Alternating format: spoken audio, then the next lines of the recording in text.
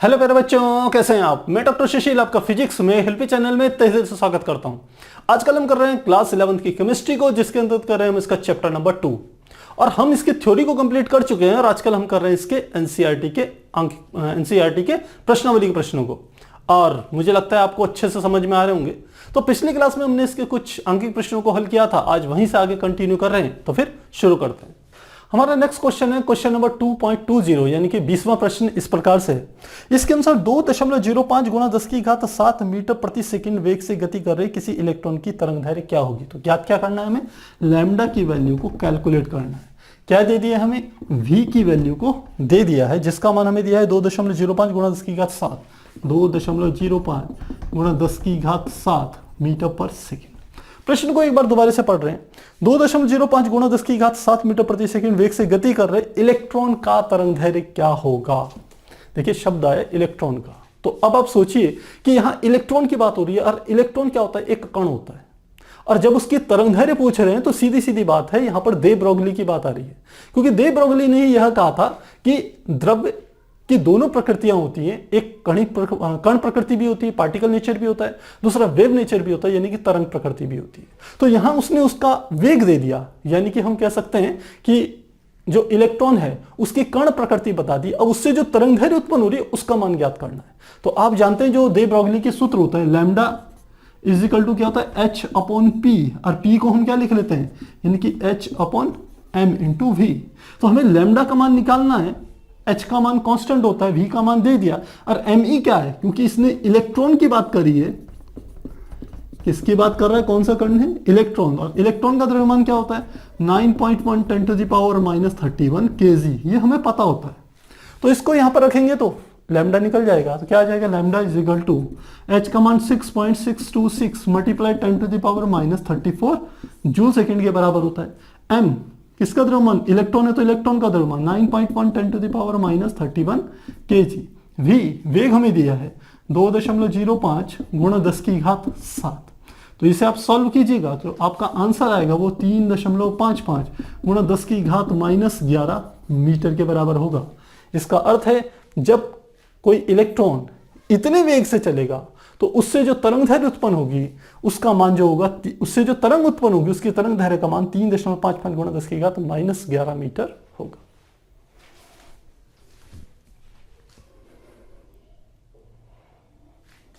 हमारा next question है question number 21, जो कि इस प्रकार से है। इसके अनुसार इलेक्ट्रॉन का द्रव्यमान 9.1 गुणा 10 की घात -31 किलोग्राम है।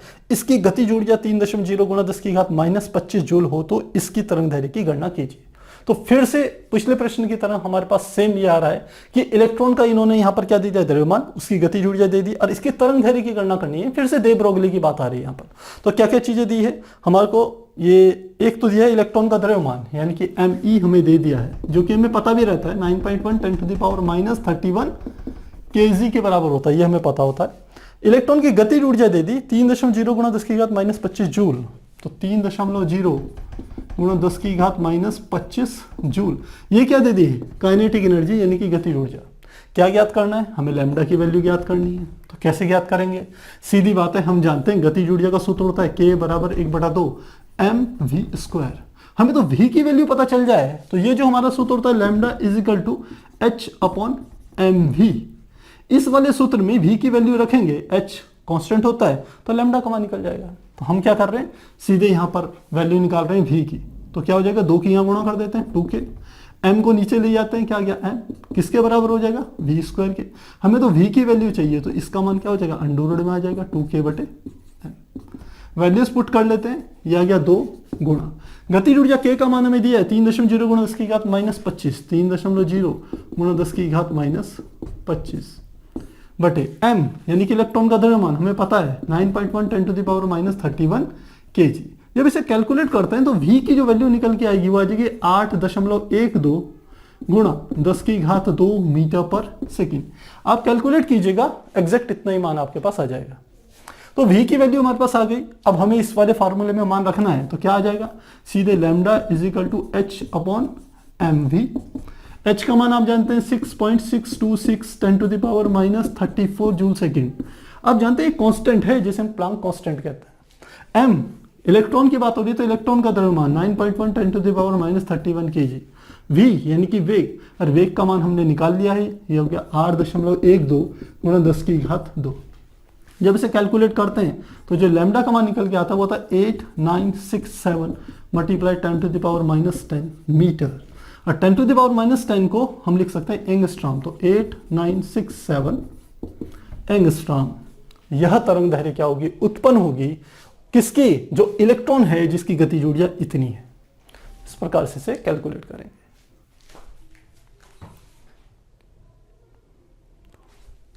हमारा नेक्स्ट क्वेश्चन है 22 जो कि इस प्रकार से है। इसके अनुसार निम्नलिखित में से कौन सम आयनी स्पीशीज हैं, अर्थात किनमें इलेक्ट्रॉनों की संख्या समान है, इलेक्ट्रॉनों की समान संख्या है। कौन कौन सी दे दी, सबसे दे दिया Na+, तो हमें दे दिया ये Na+, दूसरा हमारे को दे दिया K+, तीसरा है Mg2+, और फिर दे दिया Ca2+, और साथ में दे दिया S2-, और अगला हमें दे दिया ऑर्गन यानी कि Ar। तो ये बताने कौन कौन से ये स्पीशीज होंगे जो समान है, जिनमें इलेक्ट्रॉनों की संख्या समान है। अब देखिए हम जानते हैं Na की बात करें तो Na का मतलब होता है सोडियम में कितने इलेक्ट्रॉन होते हैं, 11। लेकिन जब Na+ की बात है इसका मतलब एक इलेक्ट्रॉन निकल गया, तो इसका यह अर्थ हुआ कि Na+ में कितने इलेक्ट्रॉन होंगे, 10 इलेक्ट्रॉन होंगे। पहली बात हमें यह समझ में आ गई। पोटेशियम का हम जानते हैं, इसकी बात करें तो ये आ गया हमारे पास पोटेशियम का K, और K आप जानते हो इसका होता है 19 परमाणु क्रमांक, ये हो गया 19, और इसमें भी +1 है तो हम लिख सकते हैं K का +1 का अर्थ हो गया इससे भी एक इलेक्ट्रॉन बाहर निकल गया, तो यानी कि 19 की जगह इसमें रह गए होंगे 18, तो K+ में कितने इलेक्ट्रॉन रह जाएंगे, 18 इलेक्ट्रॉन रह गए। Mg+2, तो Mg+2 यानी कि Mg का जो परमाणु क्रमांक होता है वो कितना होता है, 12। अब इसमें से 2+ का अर्थ है, +2+ का अर्थ है कि 2 इलेक्ट्रॉन निकाल दिए। यदि 2 इलेक्ट्रॉन निकाल दिए तो 12 में से 2 गया, कितना हो गया, 10। तो यानी कि Mg2+ का अर्थ हो गया कितने इलेक्ट्रॉन हो गए, 10 इलेक्ट्रॉन। अब Ca2+, तो कैल्शियम का परमाणु क्रमांक आप जानते हैं ये होता है 20, इसमें से 2+ यानी कि 2 इलेक्ट्रॉन निकाल दिए, 2 इलेक्ट्रॉन निकाल दिए यानी कि Ca2+ का अर्थ हो गया कितने इलेक्ट्रॉन हो गए, इसमें हो गए 18 इलेक्ट्रॉन, 2 निकाल दिए, 20 में से 2 यानी कि 18। S2-, ये हमारा क्या होता है, सल्फर। सल्फर का कितना होता है हमारे पास S का परमाणु क्रमांक कितना होता है, 16, और 16 में से क्या कर रहे हैं, 2 इलेक्ट्रॉन आ रहे हैं, ये 2- का अर्थ है 2 इलेक्ट्रॉन अतिरिक्त आ गए, तो 16 और 2 कितने हो गए, 18, तो S2- का अर्थ हो गया इसमें कितने इलेक्ट्रॉन हो गए, 18 इलेक्ट्रॉन। अगला आ गया आर्गन, और आर्गन आप जानते हैं आर्गन का परमाणु क्रमांक 18 ही होता है, तो Ar कितना हो गया, 18, इसमें से न कोई इलेक्ट्रॉन निकला न कोई इलेक्ट्रॉन आया, तो आर्गन का 18 का 18 ही रहेगा। अब आप देख लीजिए कौन कौन से समान है, समान कौन कौन से हैं। यदि देखिए 10 इलेक्ट्रॉन और 10 इलेक्ट्रॉन, तो कौन कौन समान है, Na+ तथा दूसरा कौन सा आ गया, Mg, तो ये Mg2+, ये दोनों क्या होंगे, समान स्पीशीज होंगे। और कौन कौन से आ गए, इसमें देखिए ये आ गया K+, इसमें भी 18 इलेक्ट्रॉन है, Ca2+, इसमें भी 18 है। अगला देखें S2-, इसमें भी 18 है, और अगला है आर्गन यानी कि Ar, इन सब में समान है यानी कि इनमें 18 इलेक्ट्रॉन हैं, तो ये आपस में बराबर होंगे, और यह भी क्या होंगे, समान स्पीशीज होंगे, क्योंकि इसमें सब में कितने इलेक्ट्रॉन है, 10 इलेक्ट्रॉन है, और इसमें है 18 इलेक्ट्रॉन है, तो ये भी क्या होंगे, समान होंगे। तो इस प्रकार से हम इस प्रश्न को हल करेंगे।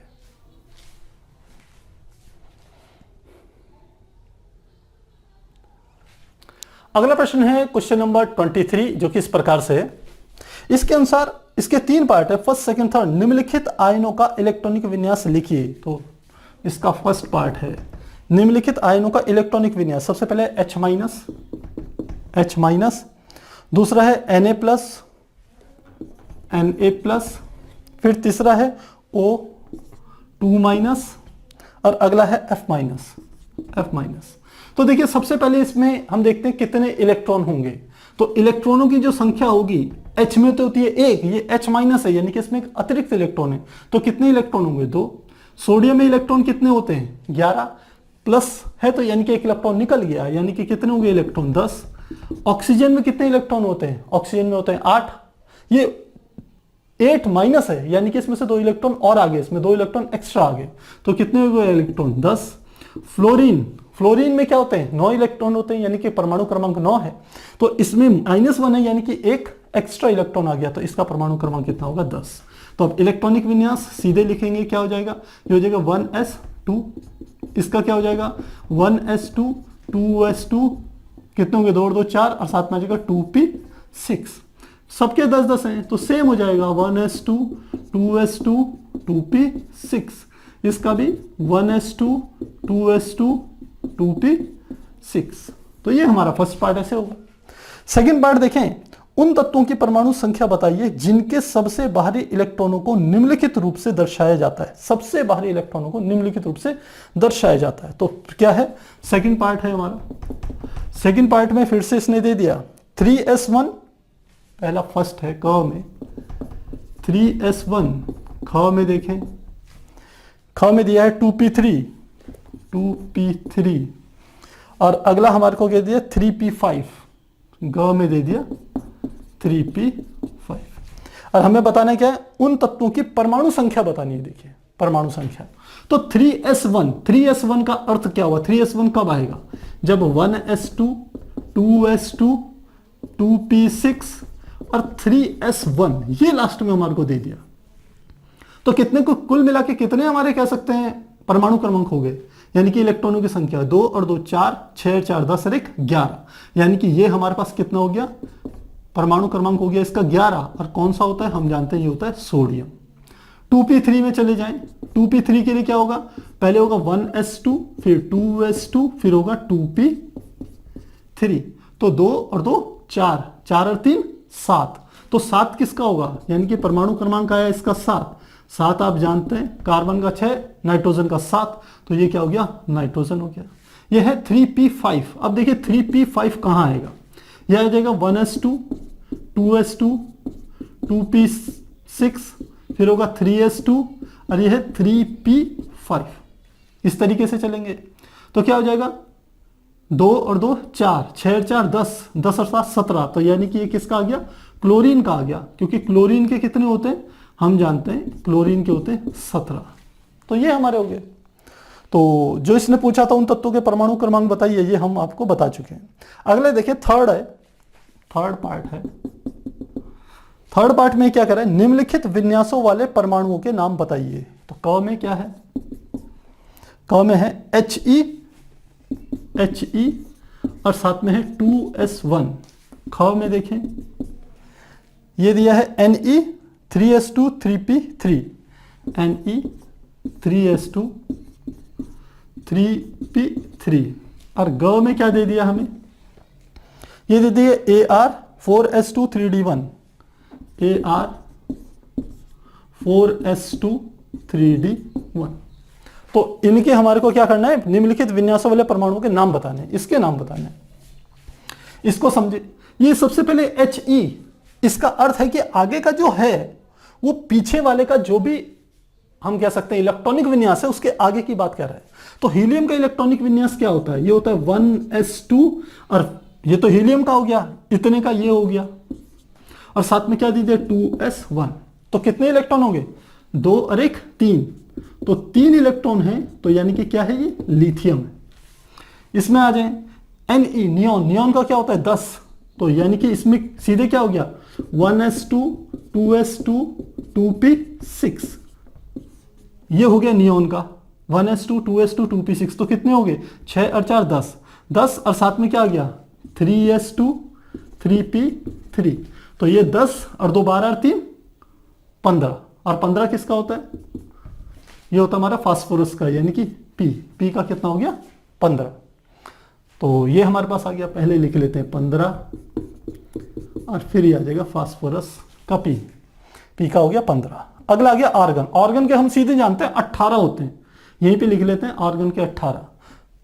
इलेक्ट्रॉनिक विन्यास आप चाहें तो कैसे लिख सकते हैं, इसे लिख सकते हैं 1s2 2s2 2p6 2p6 3s2 3p6 और ये 4 है तो आ जाएगा 3p6 फिर 4s2 और फिर आ जाएगा 3d1। तो यहां से लेके यहां तक तो किसका हो गया, ऑर्गन का हो गया। देखिए 2 और 2 4, 6 और 4 10, 10 और 8 18, ऑर्गन का परमाणु क्रमांक 18 ये हो गए। और 18 19 20 और 1 21, तो 21 किसके होते हैं आप जानते हैं, जो ये 21 है यार, 21 के लिए क्या होता है स्कैंडियम, यानी कि Sc, स्कैंडियम का परमाणु क्रमांक क्या होता है 21। तो इस प्रकार से हम इन तत्वों के नाम लिख सकते हैं।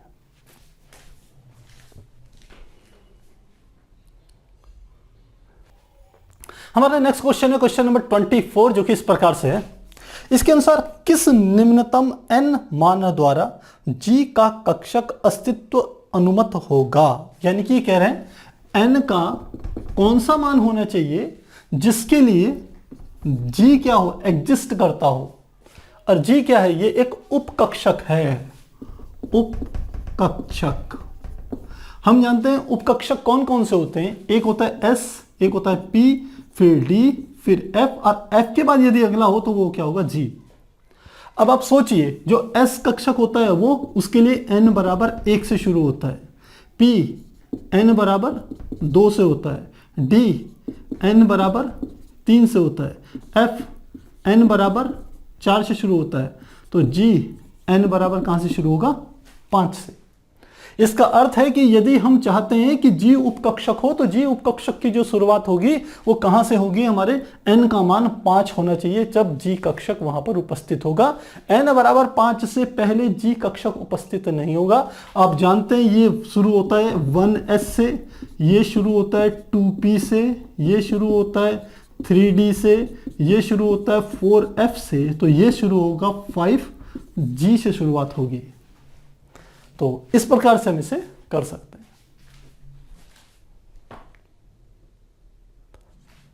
हमारा नेक्स्ट क्वेश्चन है क्वेश्चन नंबर 25, जो कि इस प्रकार से है। इसके अनुसार एक इलेक्ट्रॉन किसी 3D कक्षक में है, इसके लिए n l ml के संभव मान लिखिए। तो कौन से कक्षक में है, 3D कक्षक में। इलेक्ट्रॉन कहां है, 3D कक्षक में है इलेक्ट्रॉन, 3D कक्षक में इलेक्ट्रॉन है। इसके लिए n l तथा ml के मान बताने हैं। तो सबसे पहले n का मान क्या होगा, ये 3 नंबर हमें बता रहा है कि n का मान क्या होगा 3। अब l का मान क्या होगा, आप जानते हैं l बराबर 0 होता है तो वो s उपकक्षक होता है, l बराबर 1 होता है तो ये p उपकक्षक होता है, l बराबर 2 होता है तो ये d उपकक्षक होता है, और l बराबर 3 होता है तो ये f उपकक्षक होता है। तो यहां पर D है तो इसका मतलब D के लिए कौन सा है, L का मान किसके बराबर होगा, 2 के बराबर होगा। तो L का मान कितना हो गया 2। अब तीसरी चीज हमारी क्या है ml। अब ml का मान क्या होगा ये भी समझ लीजिए। ml का मान होता है, जो ml बराबर होता है वो होता है 2l प्लस 1 के, या आप कह सकते हैं ये होता है माइनस l से प्लस l के बीच में होता है। तो यदि ml का मान हम कहते हैं ये 2l प्लस 1 है, ml का मान हमें ज्ञात करना है, ये 2l प्लस 1 या माइनस l से प्लस l है, तो यदि l का मान 2 है तो ml का मान कितना हो जाएगा माइनस l से प्लस l तक, तो -2 से +2 तक। तो क्या हो जाएगा -2 -1 0 फिर 1 +1 और फिर +2, यानी कि ml के कितने मान होंगे 5 मान होंगे। तो इस प्रकार से हम क्या कर सकते हैं, इसे हल कर सकते हैं।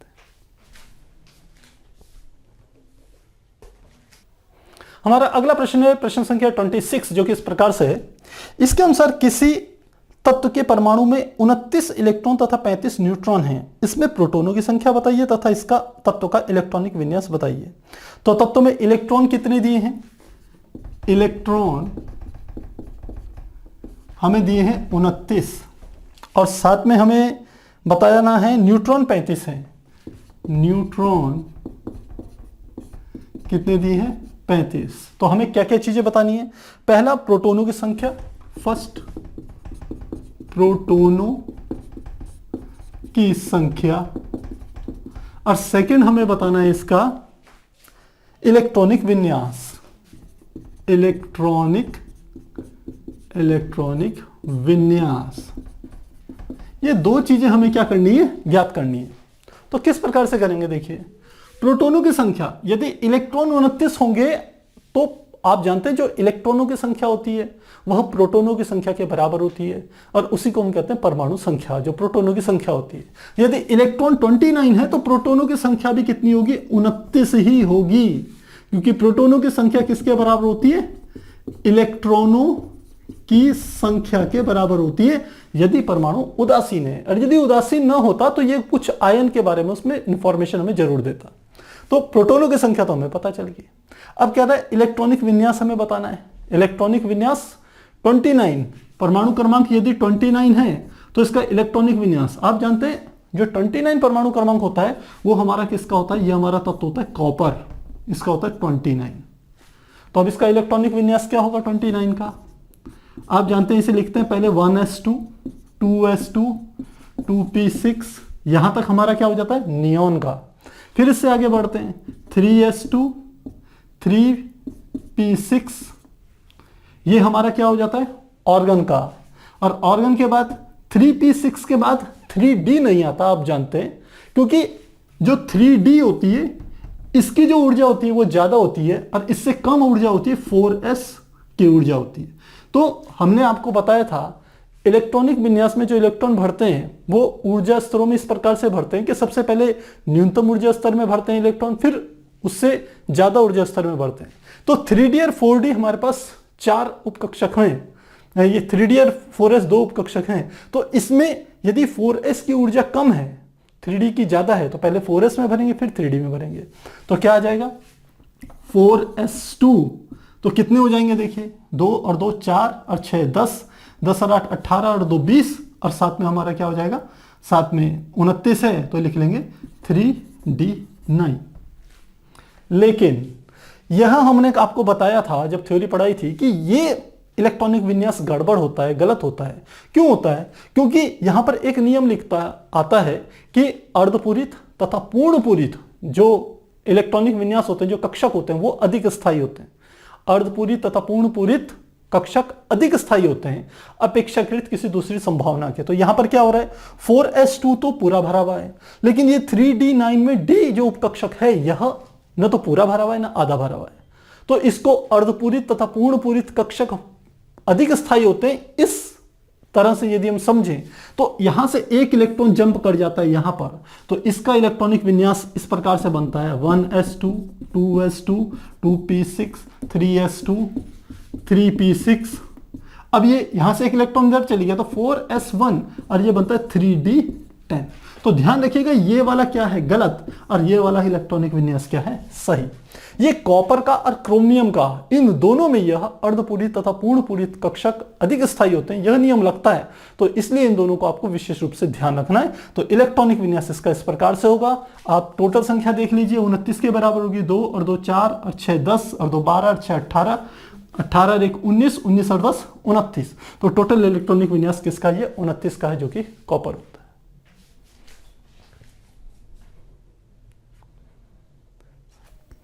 हमारा अगला प्रश्न है क्वेश्चन नंबर 27, जो कि इस प्रकार से है। इसके अनुसार H2+ और O2+ स्पीशीज में उपस्थित इलेक्ट्रॉनों की संख्या बतानी है। तो कौन कौन से हो गए, एक हो गया हमारे पास H2+, एक हमारे पास हो गया H2 और तीसरा हमारा हो गया O2+। इसमें इलेक्ट्रॉनों की संख्या बतानी है, तो कैसे बताएंगे। सबसे पहले देखिए इस H2 को, H2 का अर्थ हो गया 2H, यानी कि हाइड्रोजन के 2 परमाणु हैं। हाइड्रोजन में एक परमाणु में एक इलेक्ट्रॉन होता है सामान्य अवस्था में, तो हाइड्रोजन के 2 परमाणु हैं तो इलेक्ट्रॉनों की संख्या कितनी हो जाएगी, 2 हो जाएगी, यानी कि 2 गुणा 1 यानी कि 2 इलेक्ट्रॉन। ये हमें पता चल गया। इसमें चले जाएं H2+ में, तो यदि H2+ को हम कहें इसमें है 2H+ कह सकते हो आप इसे, यानी कि यदि कहा जाए तो इसमें टोटल कितने होंगे, 2 इलेक्ट्रॉन होंगे और 2 में से H+1 है तो यानी कि 1 इलेक्ट्रॉन चले गया, तो क्या बचेगा 1 इलेक्ट्रॉन। भाई यही तो स्थिति है। H2 की सामान्य अवस्था में कितने इलेक्ट्रॉन थे, 2, अब इसमें से +1 लगा दिया यानी कि एक इलेक्ट्रॉन निकल गया। एक इलेक्ट्रॉन निकल गया तो कितना हो गया, एक इलेक्ट्रॉन शेष रह गया। तो ये हमारे इलेक्ट्रॉनों की संख्या होगी। O2 में चलें तो देखिए O2 में पहले यदि हम O2 की बात करें तो O2 में 2O हो गया। 2O का अर्थ हो गया 2 गुणा ऑक्सीजन के एक परमाणु में 8 इलेक्ट्रॉन होते हैं, तो 2 गुणा 8 यानी कि हो गया 16 इलेक्ट्रॉन। तो O2 में कितने इलेक्ट्रॉन हो गए, 16। तो O2 प्लस में कितने होंगे, 16 माइनस 1 यानी कि कितने हो जाएंगे, 15 इलेक्ट्रॉन। तो इस प्रकार से हम इन पे इलेक्ट्रॉनों की संख्या को बता सकते हैं। हमारा नेक्स्ट क्वेश्चन है क्वेश्चन नंबर 28, जो कि इस प्रकार से है। इसके अनुसार किसी परमाणु कक्षक का n बराबर 3 है, किसी परमाणु का कक्षक n बराबर 3 है, उसके लिए L तथा 2ml के संभव मान होंगे। तो हमें क्या दे दिया, फर्स्ट में n का मान क्या दे दिया, 3। तो हमें L तथा ml के मान हमारे को बताने हैं। तो कैसे होंगे, आप जानते हैं चूंकि L बराबर होता है 0 से n-1 तक, तो यदि n बराबर 3 होगा तो L का मान क्या होगा, 0 तो हो ही गया, और n-1 यानी कि 3 में से 1 गया 2, तो 0 से 2 तक क्या हो जाएगा, 0 1 2। तो L के मान क्या होंगे, 0 1 2। तो अब ml के मान क्या होंगे, तो जो ml बराबर हमारा होगा, यहां पे लिख रहे हैं ml बराबर क्या होता है, ये हमारा होता है -L से +L तक, ऐसे लिख सकते हैं।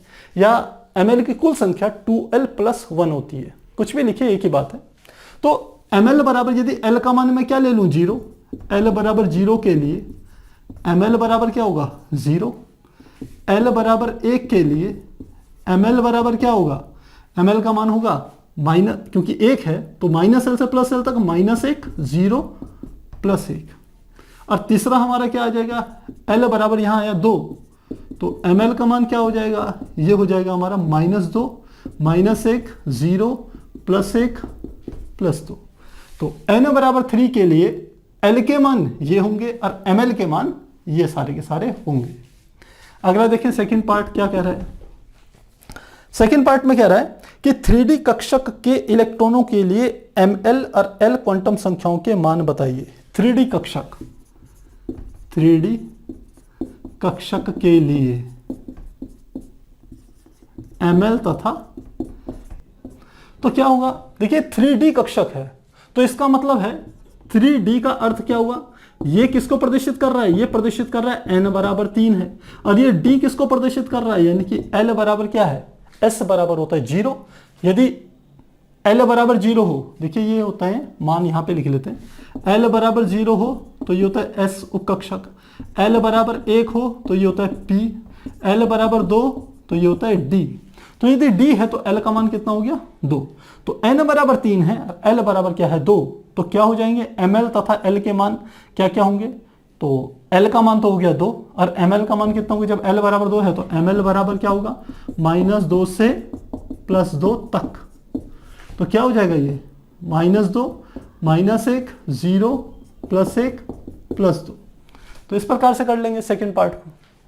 अगला थर्ड पार्ट है, निम्नलिखित विन्यासों वाले परमाणुओं के नाम बताइए। सॉरी, ये थर्ड पार्ट अगला है।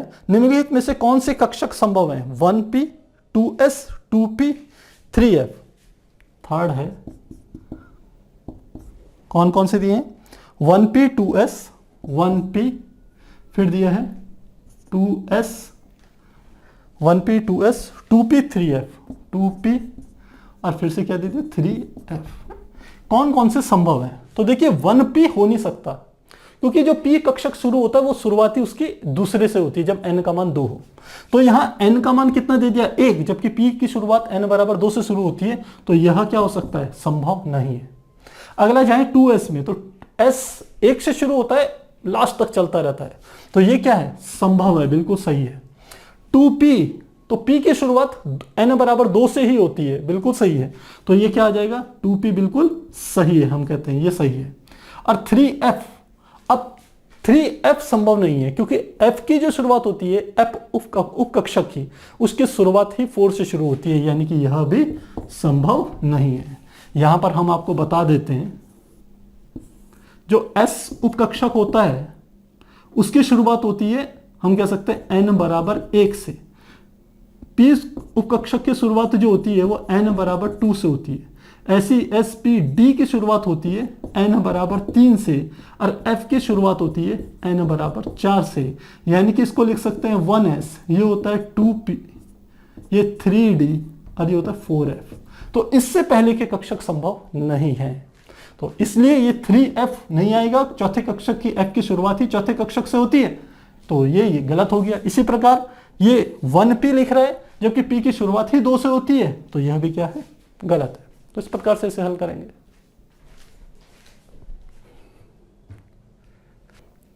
अगला प्रश्न है प्रश्न संख्या 29, जो कि इस प्रकार से, इसके अनुसार एसपीडी संकेतन द्वारा निम्नलिखित क्वांटम संख्याओं वाले कक्षकों को बताइए। तो 29वां क में है n बराबर 1 l बराबर 0, क है n बराबर 1 l बराबर 0। ख में हम देखिए n बराबर 3 l बराबर 1, n बराबर 3 l बराबर 1। ग में n बराबर 4 l बराबर 2, n बराबर 4 l बराबर 2। और घ में ये जगह n बराबर 4 l बराबर 3, n बराबर 4 और l बराबर 3। तो हमें एसपीडी बताने हैं, SPDF इस रूप में बताने हैं इनको। तो देखिए सबसे पहला है n बराबर 1।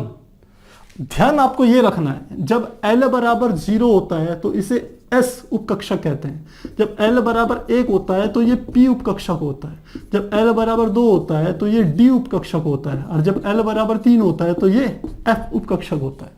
इस बातों को ध्यान में रखना है। ये आगे का जो संख्या है n, ये हमें किसकी संख्या बताती है, ये हमें कोश की संख्या बता रहा है। तो क्या लिखेंगे, n बराबर 1 l बराबर 0। तो 0 है तो क्या आ जाएगा, इसको लिखेंगे l बराबर 0 क्या है, s। और ये n बराबर जो नंबर यहां दिया हो उसे इसके आगे लिख लेंगे, तो ये हो गया 1s। अगले में चलें, ये क्या है l बराबर 1, तो l बराबर 1 किसके बराबर होता है, p उपकक्षक के बराबर। और आगे क्या है, 3 लिया है तो यहां पे क्या लिख लेंगे, 3p। यहां पर देखें l बराबर 2, तो l बराबर 2 तो कौन सा है, d। ये l बराबर 2 किसको बताता है, d को। तो इसके आगे n बराबर 4 है तो यहां क्या लिख लेंगे, 4। अगला है n बराबर 4 l बराबर 3, तो पहले l बराबर 3 यानी कि कौन सा है, f। और n बराबर 4 है तो क्या आ जाएगा, 4 है। तो इस प्रकार से हम लिख सकते हैं n बराबर 1 l बराबर 0 को 1s, n बराबर 3 l बराबर 1 को 3p, n बराबर 4 l बराबर 2 को 4d, और इसको लिख सकते हैं n बराबर 4 l बराबर 3 को 4f। इस प्रकार से इसे प्रदर्शित करेंगे।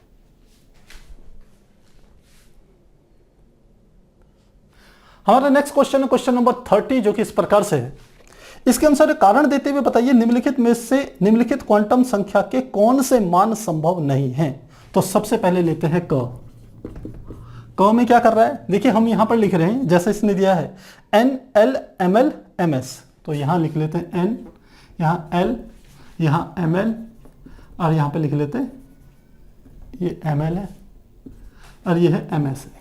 तो L मुख्य क्वांटम संख्या, L दिगंशी क्वांटम संख्या, L चुंबकीय क्वांटम संख्या MLR, S क्या होती है, हमारी जो स्पिन क्वांटम संख्या होती है जिसे प्रचक्रण कहते हैं। तो इनके मान हमें दिए हैं। सबसे पहले क के लिए 0 0 0 प्लस 1/2, तो 0 0 0 प्लस 1/2। तो इसको समझिए, n का मान क्या है, 0, पर हम जानते हैं n का मान 0 कभी होता ही नहीं है। n की शुरुआत ही, मुख्य क्वांटम संख्या की शुरुआत ही n बराबर 1 से होती है, इसलिए यह जो कॉम्बिनेशन है वह संभव नहीं है इसके कारण। तो यह संभव नहीं है, तो यहां लिख लेते हैं संभव, तो यह संभव नहीं है। ख में चले गए, ख में देता है यह है 1 0 0 माइनस 1/2, यह है 1 0 0 माइनस 1/2, 1 0 0 माइनस 1/2। तो देखिए n बराबर 1 यानी कि मुख्य क्वांटम संख्या होगी 1, और इसमें l का मान क्या है, 0, बिल्कुल संभव है। जब l बराबर 0 होता है तो ध्यान रखिएगा कौन सा उपकोष होता है, वो s उपकोष होता है, ये भी ध्यान रखिए। l बराबर यदि 0 है तो कौन सा उपकोष, s। l बराबर 1 है तो कौन सा उपकोष, p। l बराबर 2 है तो कौन सा उपकोष, d। और l बराबर 3 है तो कौन सा उपकोष, f। और ध्यान रखना है आपने, इस s की शुरुआत कहां से होती है, 1 से, p की शुरुआत होती है 2 से, d की शुरुआत होती है 3 से, और f की शुरुआत होती है 4 से। ये चीजें भी आपको ध्यान रखनी है। तो अब देखें, इसमें n का मान 1, l का मान 0 हो सकता है, ml का मान 0, क्योंकि ml का मान होता है -l से +l तक, ये ध्यान रखिएगा आप। तो l का मान 0 है तो ml का मान भी 0 हो सकता है, और -1/2 भी हो सकते हैं। दो चक्रण हो सकते हैं, एक +1/2 और एक -1/2, तो संभव है, बिल्कुल सही है, ये संभव है। अगला देखें,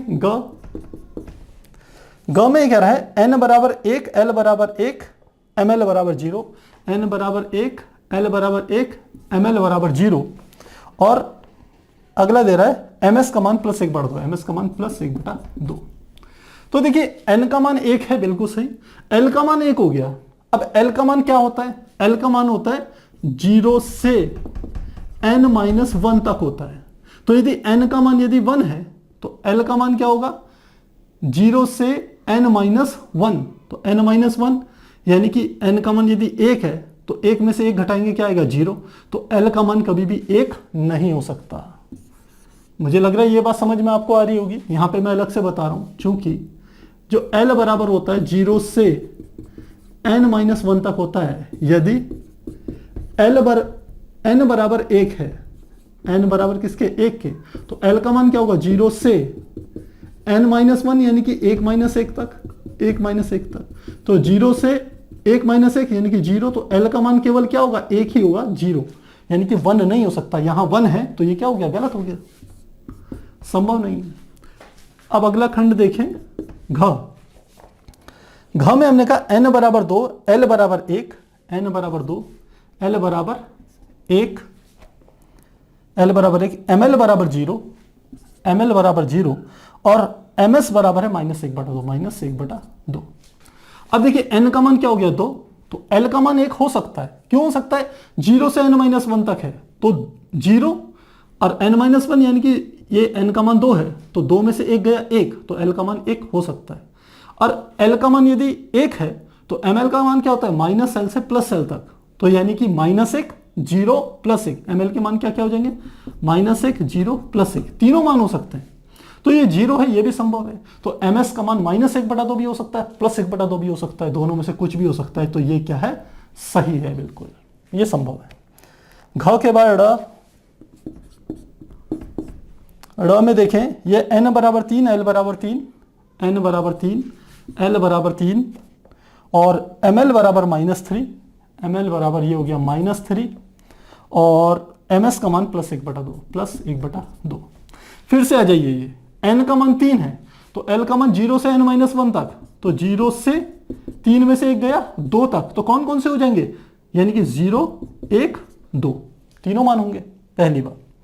अब इसमें आ जाइए, ml का मान क्या होगा? -l से +l तक, तो l का मान 0, 1, 2, 3 है, तो अधिकतम मान क्या है? 2, तो यानी कि l के मान क्या होंगे? केवल 3 ही हो सकते हैं। यहां पे लिख लेते हैं, ये है -l से +l तक, तो 0 का मान 0 ही होगा, l के लिए -1, 0, +1 होगा। और यदि 2 हो जाए, किसका मान? l का मान 2 हो जाए, तो इसका मान क्या होगा? -2, -1, 0, +1, +2, यही होगा। तो l का मान -3 कभी नहीं होने वाला, इस स्थिति में -3 नहीं होगा, तो यह संभव नहीं है। अगला देखिए, ड़ के बाद च, n बराबर क्या हो गया? 3, l बराबर हो गया 1, ml बराबर हो गया 0, और ये हो गया ms का मान +1/2। तो फिर से देखें, n का मान हो गया 3, n का मान 3, तो l का मान क्या होगा? 3 में से 1 गया 2, तो 0 से 2 तक, तो 2 तक कौन से हो जाएगा? 0, 1, 2, तो l के तीनों मान संभव है, 0 भी, 1 भी, 2 है, तो यहां 1 है तो संभव है, कोई समस्या नहीं। यहां पर आ जाइए, ml के मान, ml का मान क्या होता है? -l से +l तक, सबसे बड़ा मान क्या है? 2, तो कौन कौन से मान संभव हो जाएंगे यहाँ? -2, -1, 0, +1, +2, ये चारों मान संभव है। तो ml का मान यदि 0 है तो बिल्कुल सही है, ये भी सही है। और ms का मान +1/2 भी हो सकता है, -1/2 भी हो सकता है, यानी कि यह क्या है? बिल्कुल सही है। तो इस प्रकार से हम बता सकते हैं इसमें कौन कौन से मान संभव है, कौन कौन से मान संभव नहीं है।